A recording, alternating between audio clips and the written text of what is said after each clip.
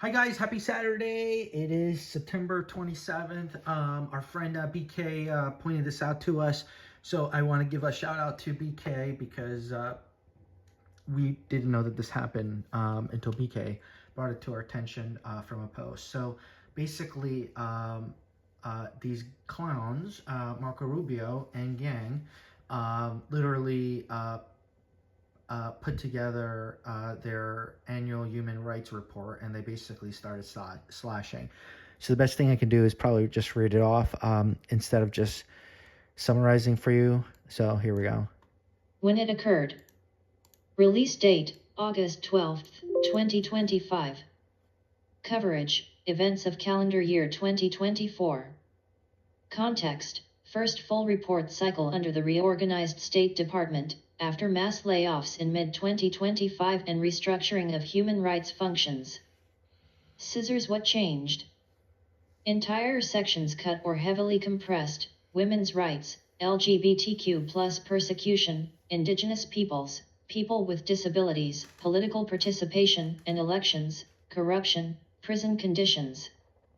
Chapters shrank drastically, many went from dozens of pages to only a few. State Department's justification, streamlining, readability, focus on legal minimums. Critics' view, political filtration erasing marginalized groups, soft-pedaling allies violations, undermining credibility.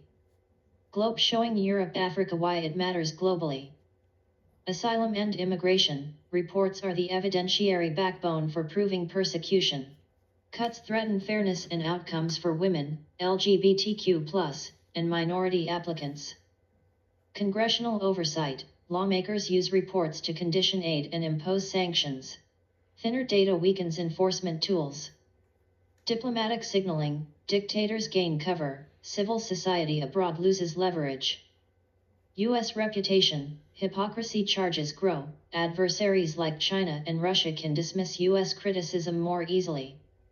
United States. What it means for U.S. citizens. Rule of law, courts risk undermining asylum protections and treaty obligations with incomplete data. Taxpayer dollars, U.S. funds may flow to abusive regimes without adequate vetting. Business and investment, less reliable intelligence on corruption, labor abuses, and instability raises financial risks. Citizen oversight, Americans lose transparency about what their government acknowledges as abuse abroad. Moral and domestic echo, erasure of marginalized groups abroad signals disregard at home undermining trust among women, LGBTQ+, and minority communities. Card Index Dividers Scorecard Impacts of the 2025 Human Rights Report Cuts. Impacted Group/Stakeholder. Specific Consequence. Example/Outcome. Asylum seekers and refugees. Weaker evidentiary support, higher denial rates. LGBTQ+ applicant from Uganda denied due to lack of corroboration. Immigration lawyers, judges, NGOs. Higher burden to supply independent evidence. Reliance shifts to HRW/Amnesty shadow reports. Congress. Oversight dulled, sanctions harder to justify. Leahy law reviews lack detail on partner militaries. Taxpayers. Funds risk flowing to unchecked regimes. Aid advanced despite corruption concerns. American businesses/investors. Reduced ability to gauge risk. U.S. firm invests in unstable market unaware of repression. Civil society and NGOs abroad. Lose protective backing, autocrats emboldened. Human rights defenders in El Salvador lose leverage. Everyday U.S. citizens. Lose transparency, credibility of U.S. values erodes. Public debate on China/Russia abuses weakened by hypocrisy charges. Minority and vulnerable U.S. groups.